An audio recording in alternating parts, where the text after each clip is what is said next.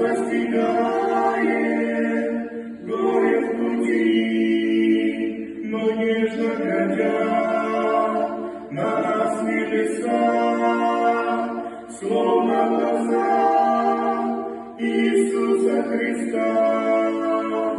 Небо для нас — это дом родной, с очень большой Христовой семьей.